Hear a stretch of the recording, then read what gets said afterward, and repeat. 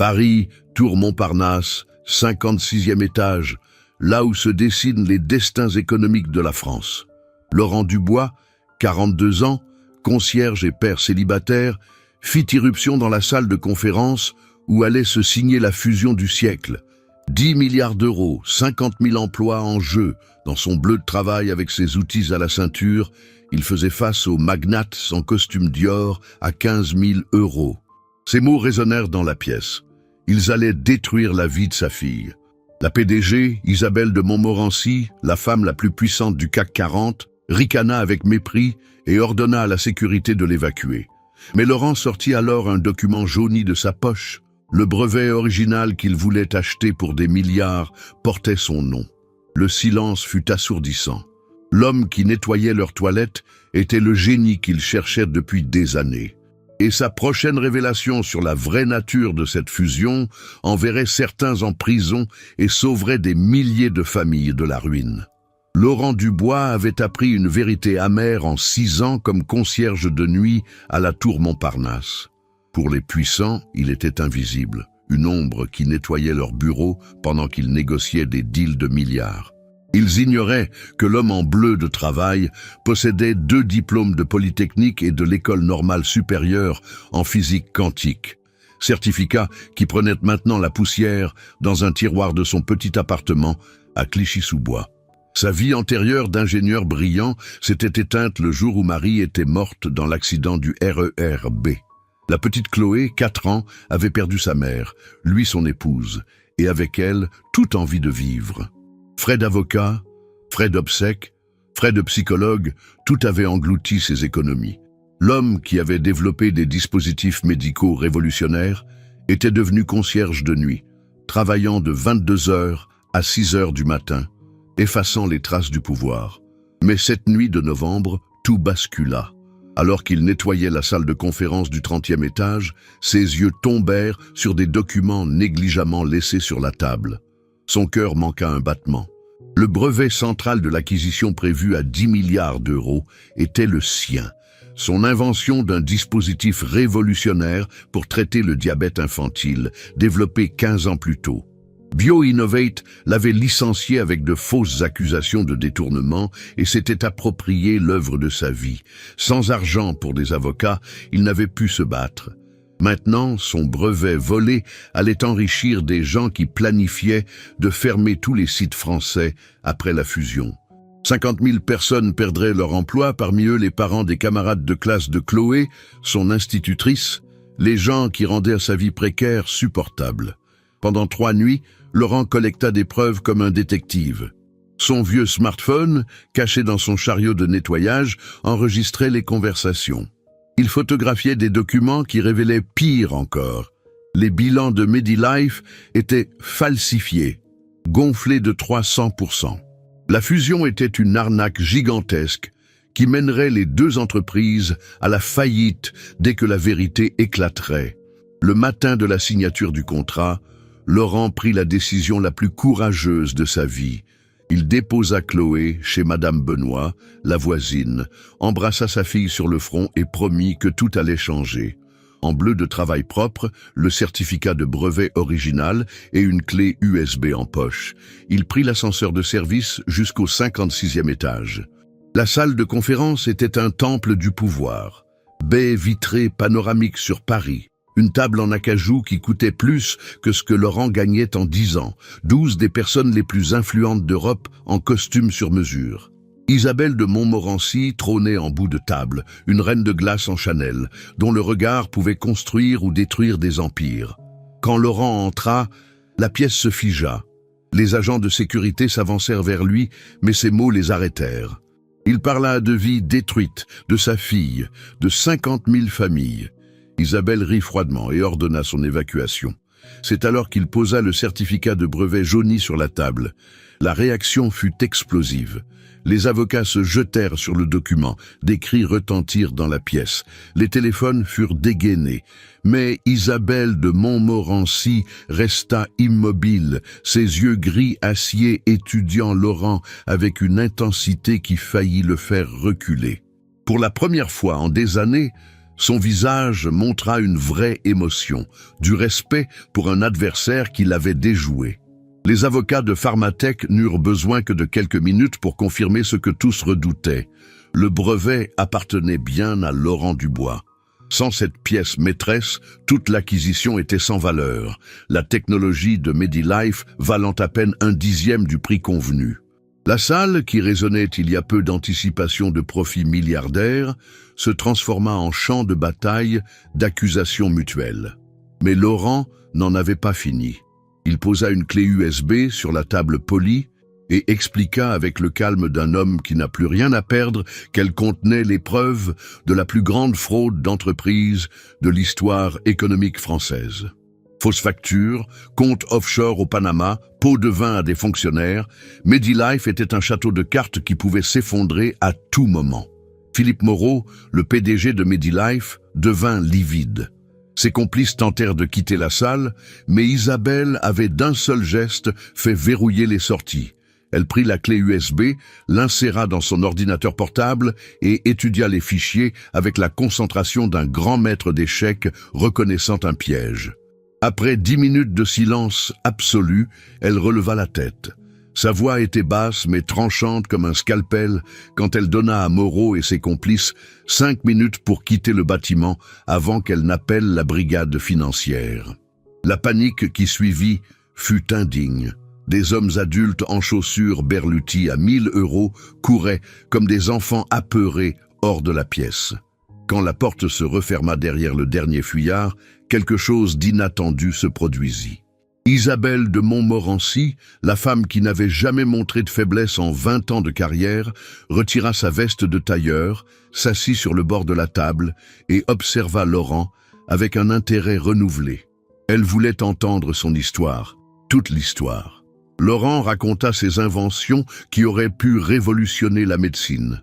BioInnovate, qui l'avait évincé quand ils avaient réalisé que ses brevets valaient des milliards.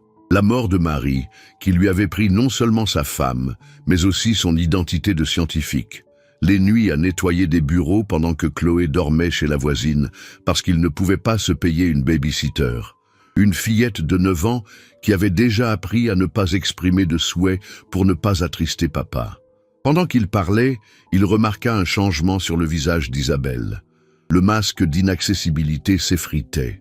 Quand il parla de Chloé, qui prétendait ne pas vouloir de nouvelles chaussures alors que les siennes avaient des trous, il vit quelque chose d'impossible. Des larmes dans les yeux de la reine de glace. Isabelle avoua qu'elle aussi avait une fille, Juliette, du même âge que Chloé. Une enfant qu'elle avait à peine vue depuis 3 ans parce que les voyages d'affaires semblaient plus importants que les spectacles d'école. Son ex-mari avait obtenu la garde exclusive en arguant qu'elle était un monstre sans cœur qui n'aimait que l'argent. Peut-être avait-il raison, murmura-t-elle, plus pour elle-même que pour les présents. L'atmosphère dans la pièce s'était complètement transformée. 2 personnes de chaque côté du fossé entre riches et pauvres se reconnaissaient pour ce qu'elles étaient vraiment, des parents qui avaient échoué de différentes manières. La décision d'Isabelle fut rapide et définitive. L'acquisition fut annulée, 50 000 emplois sauvés. Mais elle alla plus loin. Elle offrit à Laurent 500 millions d'euros pour son brevet, non pour le voler, mais pour l'acquérir légitimement. De plus, il deviendrait directeur de l'innovation avec un salaire annuel de 2 millions d'euros. Les jambes de Laurent faillirent céder. C'était plus d'argent qu'il n'aurait pu dépenser en 1000 vies. Mais sa réponse surprit tout le monde. Il accepterait, mais à 3 conditions. Premièrement, il voulait récupérer tous ses brevets volés. Deuxièmement, un fonds de 100 millions d'euros devait être créé pour les familles qui auraient été affectées par les fermetures prévues. Troisièmement, et c'était le plus important, Chloé devrait pouvoir l'accompagner au bureau quand elle le voudrait. Il ne la laisserait plus jamais seule. Isabelle tendit la main.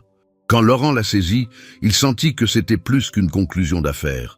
C'était le début de quelque chose qu'aucun d'eux n'avait vu venir. Les médias explosèrent. Le combat de David contre Goliath du concierge contre les géants corporatifs devint une sensation.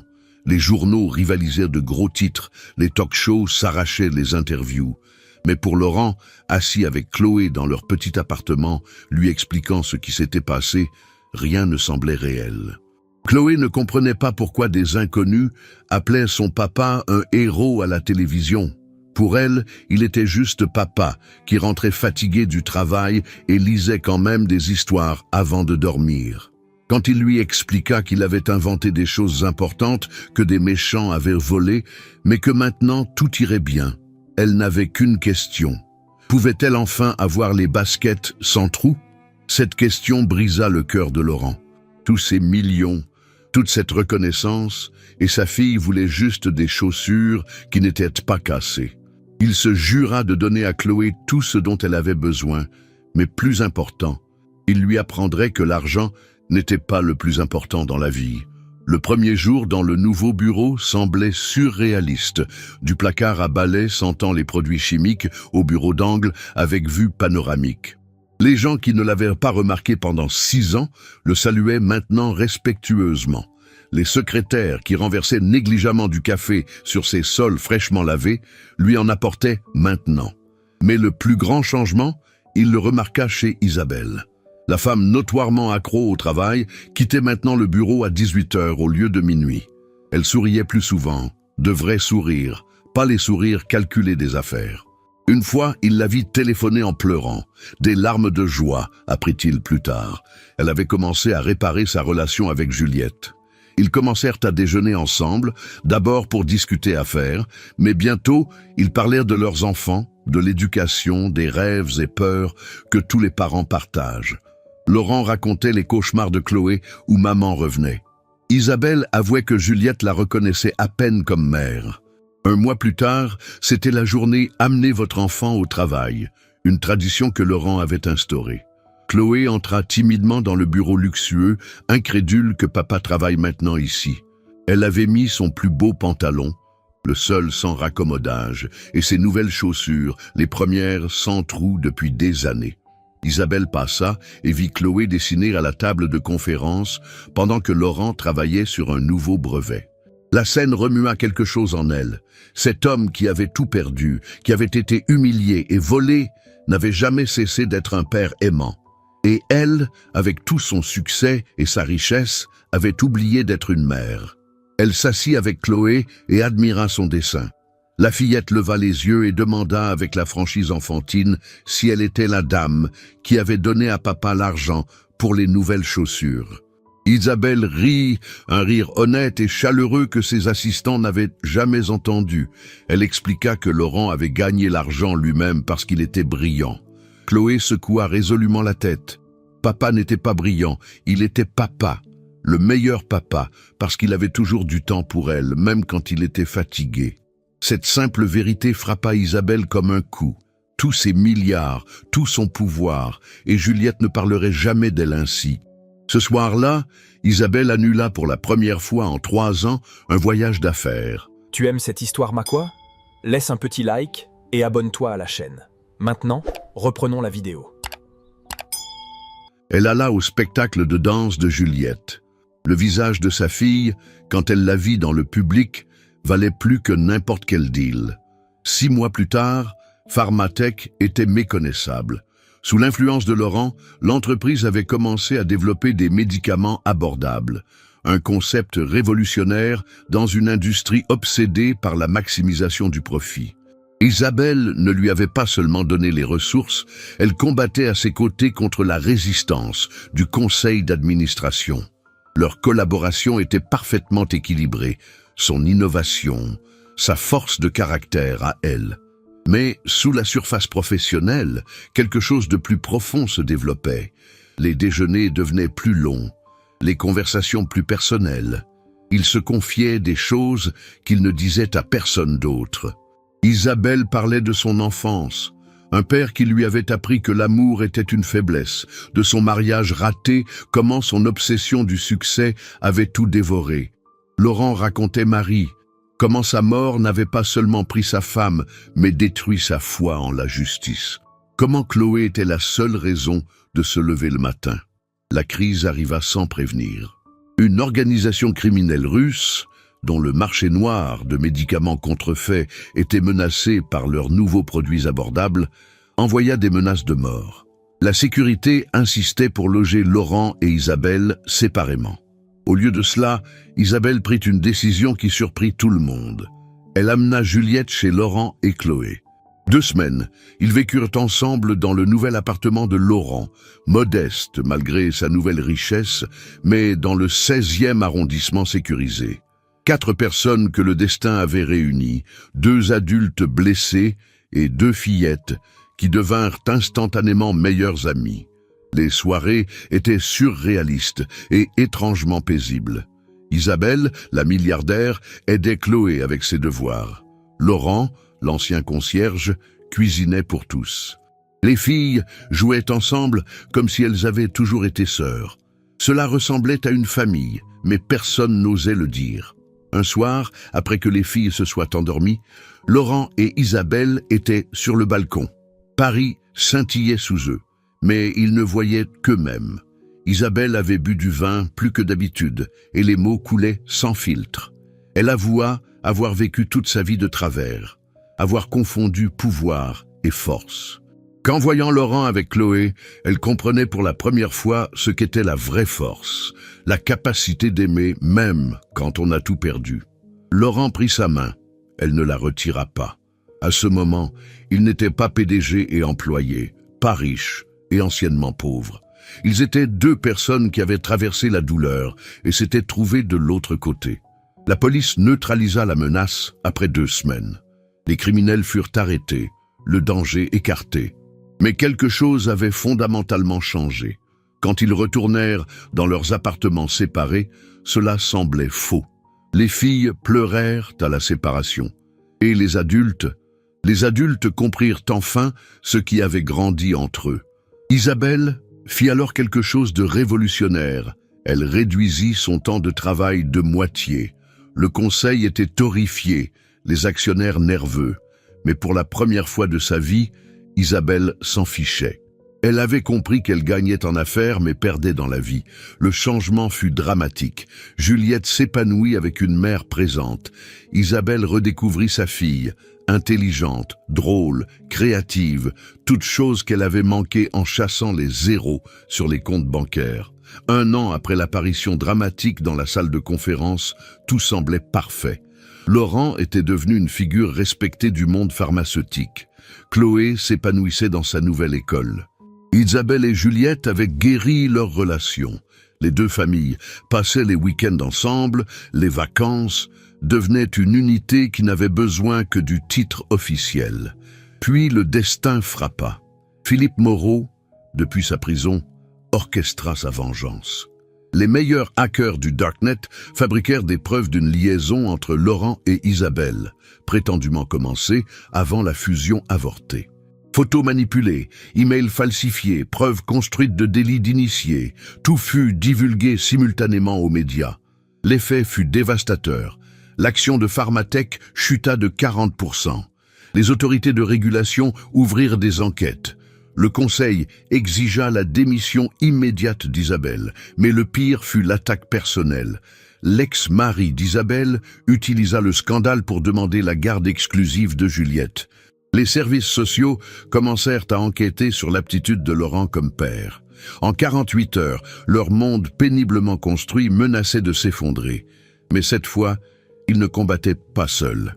Les employés qui avaient vu l'entreprise s'épanouir sous leur direction commune les soutenaient. Les familles dont ils avaient sauvé les emplois organisèrent des manifestations de soutien. Le tournant vint de manière inattendue. Chloé, harcelée par un reporter agressif devant l'école, prit le micro et parla avec la clarté d'un enfant qui dit la vérité. Elle traita les adultes de stupides parce qu'ils attaquaient des héros. Son papa et tante Isabelle avaient sauvé des milliers d'emplois et maintenant ils étaient attaqués parce qu'ils étaient amis. La vérité triompherait, dit-elle, parce que son papa le lui avait enseigné. La vidéo devint virale. La vérité de Chloé fut tendance mondiale. L'opinion publique bascula. Mais Isabelle porta le coup décisif. Elle démissionna volontairement de son poste de PDG et se soumit à toute enquête. Dans une conférence de presse émouvante, Elle déclara choisir l'intégrité sur l'empire, sa fille sur les milliards, l'amitié sur le pouvoir. La réaction fut écrasante. 100 000 employés dans le monde signèrent une pétition pour sa réintégration. Les investisseurs reconnaissant l'intégrité comme valeur achetèrent massivement des actions. Les enquêtes révélèrent la vérité. Tout était la vengeance de Moreau. Les hackers furent arrêtés, les preuves exposées comme fausses. Moreau reçut 20 ans de prison supplémentaire, mais la vraie révélation vint dans un moment privé. Quand la crise fut passée, quand ils étaient de nouveau dans le bureau d'Isabelle, épuisés mais victorieux, ils s'avouèrent enfin ce qui était évident depuis longtemps. Ils s'aimaient.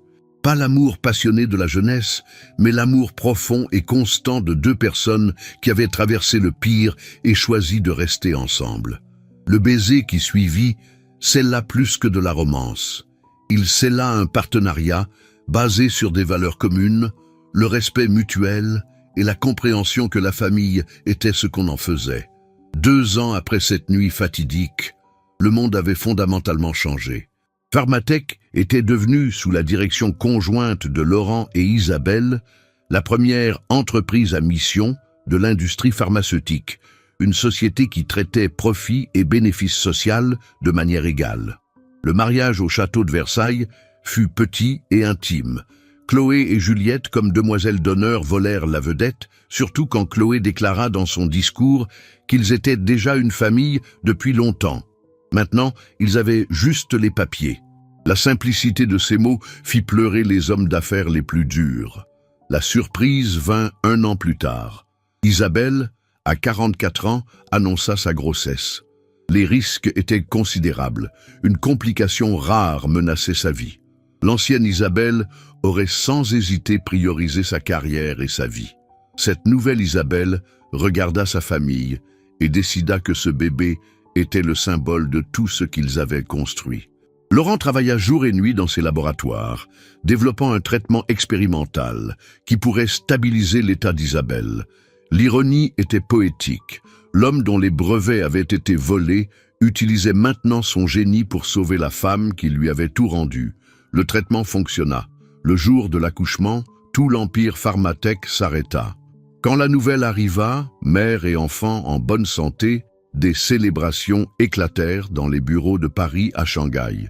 Ils appelèrent le garçon Lucas, d'après la lumière qui était entrée dans leur vie. 5 ans plus tard, Pharmatech avait révolutionné l'industrie pharmaceutique mondiale. Les médicaments vitaux étaient devenus abordables pour des milliards de personnes. Laurent avait reçu le prix Nobel de médecine. Isabelle était devenue une icône du capitalisme éthique. Pour les 18 ans de Chloé, elle fit un discours qui capturait l'essence de leur histoire. Elle raconta comment son père, un concierge qui luttait pour des chaussures neuves, avait trouvé le courage d'entrer dans une salle pleine de milliardaires et de dire la vérité. Comment ce moment avait changé non seulement leur vie, mais celle de milliers de familles. Elle regarda ses parents et dit que le courage n'était pas l'absence de peur, mais la décision de faire ce qui est juste malgré la peur. Son père le lui avait enseigné quand il n'avait rien d'autre que son intégrité. Et Isabelle lui avait montré qu'il n'est jamais trop tard pour changer, aimer, devenir une famille. Isabelle prit la parole et ajouta qu'un concierge lui avait enseigné ce qu'aucun MBA ne pouvait, que le vrai succès ne se mesure pas dans les bilans, mais dans les vies touchées, que le pouvoir sans amour est vide, que parfois la personne la plus humble dans la pièce a la vision la plus claire. Laurent, l'homme qui avait nettoyé des toilettes et co-dirigeait maintenant un empire, se leva. Avec Lucas de 5 ans sur ses épaules, entouré de sa famille, il prononça les mots qui résumaient tout. Chaque moment de douleur, chaque humiliation, chaque perte avait mené à cet instant. Il referait tout pour le privilège de se tenir ici, avec ces gens qui avaient prouvé que l'amour et l'intégrité triomphent toujours. La dernière scène dont tous se souviennent se déroula sur la terrasse de la tour. La famille regardait Paris la nuit. Chloé montra un immeuble en face et se souvint du temps où son père y nettoyait les bureaux. Laurent sourit et dit que chacune de ces nuits était un pas vers ici. Juliette demanda s'il était en colère pour les années perdues. Laurent regarda sa famille. Isabelle, la femme qui lui avait montré que l'amour est possible à tout âge. Chloé et Juliette, les filles qui l'avaient fait se battre. Lucas, le symbole de leur avenir commun, et Dinon. Chaque seconde l'avait mené à ce moment, et il ne changerait rien. Quand les feux d'artifice explosèrent au-dessus de Paris, pas seulement pour un anniversaire, mais pour célébrer un voyage extraordinaire, tous les présents comprirent une vérité fondamentale. Les vrais héros ne portent pas de cap. Ils portent parfois des bleus de travail et des serpillières. Ont le courage de se lever quand le monde entier leur dit de s'agenouiller, et prouvent qu'une seule personne, avec de l'intégrité, peut changer tout un système. L'histoire du concierge qui arrêta une fusion de 10 milliards devint légendaire, étudiée dans les universités du monde entier. Mais la vraie leçon n'était pas commerciale. Elle résidait dans la compréhension que parfois les personnes invisibles ont la vision la plus claire, que le courage ne nécessite pas de position, juste de la conviction, et que la famille n'est pas ce avec quoi on est, mais ce qu'on construit, un pas courageux après l'autre. Donnez un like si vous croyez que le courage d'un seul peut changer le destin de beaucoup. Commentez avec le moment qui vous a le plus touché. Partagez avec quelqu'un qui doit savoir qu'il n'est jamais trop tard pour se lever et se battre. Abonnez-vous pour plus d'histoires qui montrent comment l'intégrité triomphe toujours sur la corruption.